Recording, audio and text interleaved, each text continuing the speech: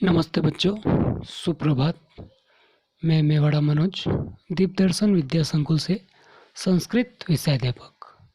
आज हम पढ़ेंगे कक्षा 6 विषय संस्कृत पाठ 4 चतुर्थ पाठ संज्ञा प्रकरणम स्त्रीलिंग शब्द। तो हमारे पाठ का नाम है संज्ञा प्रकरणम स्त्रीलिंग शब्द। संज्ञा प्रकरण को हम पहले समझ चुके हैं कि संज्ञा क्या है, और इससे पूर्व संज्ञा प्रकरण के अंदर पुल्लिंग शब्द हमने तीनों वचन में हम पढ़ चुके हैं, और संज्ञा प्रकरण स्त्रीलिंग शब्द का हम एक वचन पढ़ चुके हैं। अब हम पढ़ेंगे द्विवचन। उससे पहले हम एक वचन के अंदर जो पढ़ा है उस पर एक सरसरी निगाह डालेंगे। अब देखिए, आ स्वर से समाप्त होने वाले आकारांत स्त्रीलिंग शब्द एक वचन में, यानी कि जो आकारांत स्त्रीलिंग शब्द संज्ञा प्रकरण के अंतर्गत हम पढ़ रहे हैं वो आकारांत स्त्रीलिंग शब्द एक वचन के अंतर्गत हैं, और ये एक वचन के अंतर्गत हम पढ़ चुके हैं पहले वाले वीडियो में। एक बार हम यहाँ पर देख लेते हैं कि यहाँ पर देखिए माला शब्द है।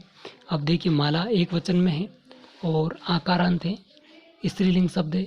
ठीक उसी प्रकार देखिए बालिका, लता, नौका, गटिका और मक्षिका, तो ये सारे शब्द एक वचन के अंतर्गत है, स्त्रीलिंग के अंतर्गत है और आकारांत हैं।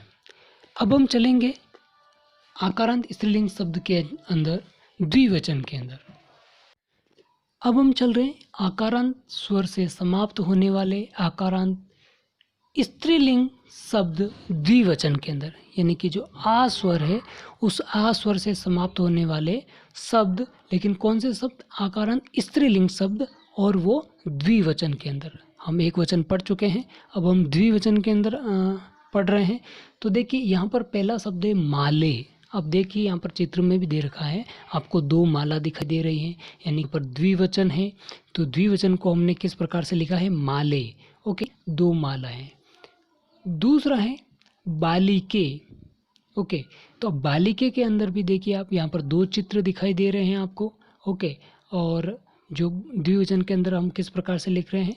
बालिके। अब यहाँ पर बालिका होता अगर तो वो एक वचन के अंदर होता, लेकिन यहाँ पर दो बालिका हैं, इसलिए यहाँ पर बालिके शब्द का हमने प्रयोग किया है।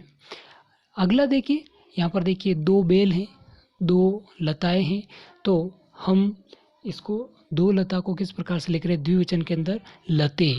ओके, माले, बालिके और लते। ठीक उसी प्रकार आगे देखिए दो नाव है, तो दो नाव के लिए हमने द्विवचन के अंदर नौके लिखा है। ओके, आगे देखिए दो गड़िया है, तो गड़िया के लिए हमने गटिके लिखा है। और अगला है दो मक्खियाँ हैं, तो मक्खियों के लिए हमने मक्षिके। ओके, तो ये द्विवचन के अंतर्गत हमने पढ़ा है। अगला शब्द है हमारा तूले, अर्थात दो तराजू। ओके, हम द्विवचन ही पढ़ रहे हैं। आकारांत स्वर से, आ स्वर से समाप्त होने वाले आकारांत स्त्रीलिंग शब्द द्विवचन में पढ़ रहे हैं हम। और हमारा अगला शब्द है तूले, अर्थात दो तराजू। शिक्षिके अर्थात दो अध्यापिकाएं। छुरी के अर्थात दो चाकू। अजय अर्थात दो बकरियां। चटके दो चिड़ियाँ।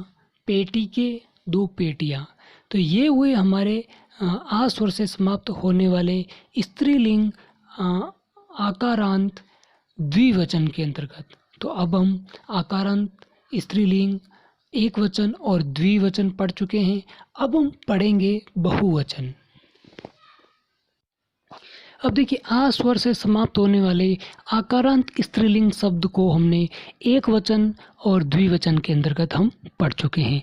एक वचन के अंदर उनकी संख्या, जो वस्तु है, जो पदार्थ है, जो तत्व है, उनकी संख्या एक थी, और द्विवचन के अंदर उनकी संख्या दो थी। अब हम पढ़ रहे हैं बहुवचन, और बहुवचन के अंदर तीन या तीन से अधिक इनकी संख्या होती है, यानी कि कम से कम इनकी संख्या तीन होती है और तीन से अधिक भी हो सकती है।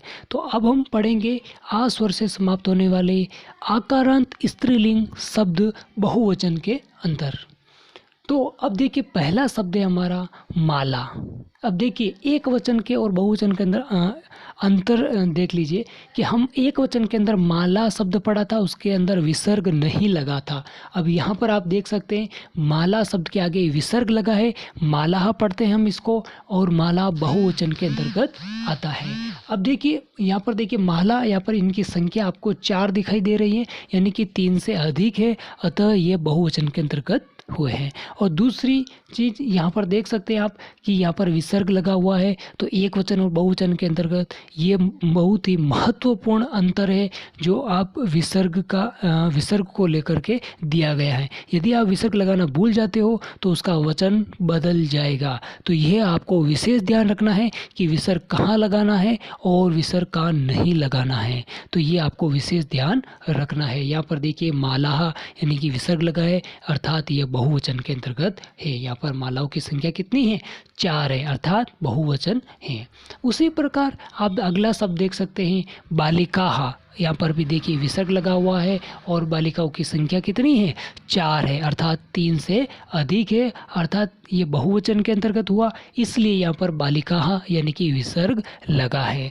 अगला देख सकते हैं आप एग्जाम्पल लताः, अर्थात देखिए यहाँ पर भी लता के आगे विसर्ग लगा है। हमने एक वचन के अंदर लता पढ़ा था और बहुवचन के अंदर यहाँ पर देख सकते हैं आप लता है, अर्थात ये बहुवचन। तो आपको सबसे महत्वपूर्ण वस्तु यही ध्यान रखने का है कि आपको एक वचन में विसर्ग नहीं लगाना है और बहुवचन के अंदर आपको विसर्ग लगाना है। यदि आप जहाँ विसर्ग लगाना है और वहाँ नहीं लगाते हो तो उसका वचन बदल जाएगा और वह आपका पूरा आंसर रॉन्ग हो सकता है। इसलिए आपको यह ध्यान रखना है कि बहुवचन है और आकारांत है, स्त्रीलिंग शब्द है, तो आपको बहुवचन के अंदर विसर्ग लगाना है और एक वचन के अंदर विसर्ग नहीं लगाना है। देखिए अगला शब्द देखते हैं हम नौकाः। देखिए यहाँ पर भी विसर्ग लगा है और नौका यानी कि नाव की संख्या यहाँ पर कितनी देर की? 4 है, अर्थात ये बहुवचन है और बहुवचन है इसीलिए यहाँ पर विसर्ग लगा है। अब देखिए आगे गटिका, यहाँ पर गटिका यानी कि गड़िया। अब गड़िया देख सकते हैं आप, गटिका के आगे विसर्ग लगा है, अर्थात यह बहुवचन है। आगे देखिए मक्षिका, अर्थात यहाँ पर भी विसर्ग लगा है, अर्थात ये क्या हुआ? बहुवचन हुआ। और आगे आप मक्खियों की संख्या भी आप देख सकते हैं, वहाँ पर 4 दे रखी है, अर्थात ये बहुवचन है और बहुवचन होने के कारण यहाँ पर विसर्ग लगा है। अगला शब्द देखिए आप तुलाः, अर्थात देखिए यहाँ पर भी बहुवचन है, 4 तुला है और विसर्ग लगा हुआ है। आप समझ सकते हैं कि ये बहुवचन है, आकारांत स्त्रीलिंग शब्द, बहुवचन चल रहा है। अगला देखिए मक्षिकाः, यहाँ पर भी शिक्षिकाः, तो आप देख सकते हैं यहाँ पर भी 3 शिक्षिकाएं हैं यानी कि बहुवचन है, अर्थात विसर्ग लगेगा और आप देख सकते हैं यहाँ पर विसर्ग लगा है यानी कि अनेक अध्यापिकाएं, अर्थात हमने पहले ही आपको कहा था कि कम से कम इनकी संख्या 3 होनी चाहिए और 3 से अधिक भी हो सकती है, लेकिन मिनिमम यानी कि कम से कम 3 संख्या होनी चाहिए। तो यहाँ पर आप देख सकते हैं जो शिक्षिकाओं की संख्या है वो 3 है। आगे देखिए छुरिकाः, यानी कि अनेक छुरिकाएं और अनेक चाकू हैं और यहाँ पर संख्या इनकी 3 है, तो यहाँ पर विसर्ग लगा है क्योंकि ये बहुवचन के अंतर्गत आता है। अब देखिए आगे अजा, अनेक बकरियाँ, यानी कि यहाँ पर भी बहुवचन है इसलिए यहाँ पर विसर्ग लगा है।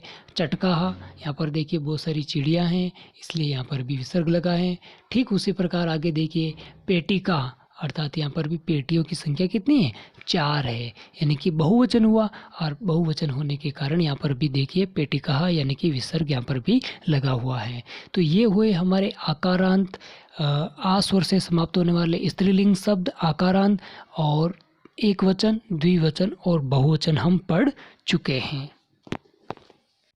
अब आगे देखिए आ स्वर से समाप्त होने वाले अन्य आकारांत स्त्रीलिंग शब्द एक वचन के अंतर्गत। तो अब देखिए इसके अंदर द्विचक्रिका, अर्थात द्विचक्रिका जो है वो क्या आकारांत स्त्रीलिंग शब्द है और आ स्वर से समाप्त होने वाला शब्द है। और द्विचक्रिका मतलब होता है साइकिल, उसके 2 पहिए वाली गाड़ी है, अर्थात वो क्या है? 2 चक्र वाली, 2 पहिए वाली, और वो 2 पहिए वाली क्या है? साइकिल हैं। ओके। अम्बा यानी कि माँ, नासिका अर्थात नाक, वसुधा अर्थात पृथ्वी, सूचिका का मतलब होता है सुई, और भार्या का मतलब होता है पत्नी, और पाठशाला का मतलब होता है विद्यालय। महिला अर्थात स्त्री, वाटिका का अर्थ होता है बगीचा, और गायिका अर्थात गाने वाली। आगे है सूता अर्थात पुत्री, गुहा अर्थात गुफा। तो ये हुए हमारे आकारांत स्त्रीलिंग शब्द एक वचन के अंतर्गत। तो अब ये हमारा पाठ समाप्त होता है यहीं पर। धन्यवाद।